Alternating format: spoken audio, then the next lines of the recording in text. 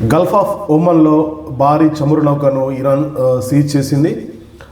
చమురు ట్యాంకర్ను సీజ్ చేసిన ఇరాన్ షిప్లో భారతీయ సిబ్బంది కూడా ఉన్నట్టు సమాచారం.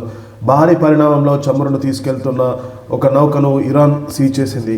గల్ఫ్ ఆఫ్ ఒమన్లో ఈ ఘటన శుక్రవారం అర్ధరాత్రి దాటిన తర్వాత ఈ ఘటన చోటు చేసుకున్న సమాచారం. అందులోని సిబ్బంది భారతీయులు కూడా ఉన్నారని అంతర్జాతీయ మీడియా కథనాలు వెలువడుతున్నాయి. ఈ నౌకలో మొత్తం 18 మంది సిబ్బంది ఉండగా వాళ్ళలో బంగ్లాదేశ్, శ్రీలంక వాసులు కూడా ఉన్నారని పేర్కొంది. 60 లక్షల లీటర్ల చమురును ఆ నౌకలో అక్రమంగా తరలిస్తున్నారని, అందుకే నౌకని నావిగేషన్ వ్యవస్థ అన్నింటినీ ఆఫ్ చేశారని ఇరాన్ మీడియా వెల్లడించింది.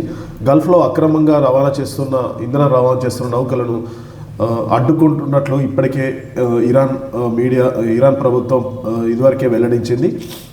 చమురు ఎగుమతి చేస్తున్న దేశాల్లో ఇరాన్ కూడా ఒకటి. అయితే ఇరాన్లో చమురు అతి తక్కువ ధరలో ఉంటాయి. అందుకే ఇక్కడ నుంచి ఇతర దేశాలకు అక్రమంగా ఎగుమతి చేసి కొందరు భారీ లాభాలను ఆర్జిస్తున్నారు. ఈ కార్యకలాపాలపై ఇరాన్ ఎప్పటికప్పుడు అడ్డుకుంటుంది. కాగా వెనిజులా తీరంలో 2 రోజుల క్రితం ఇరాన్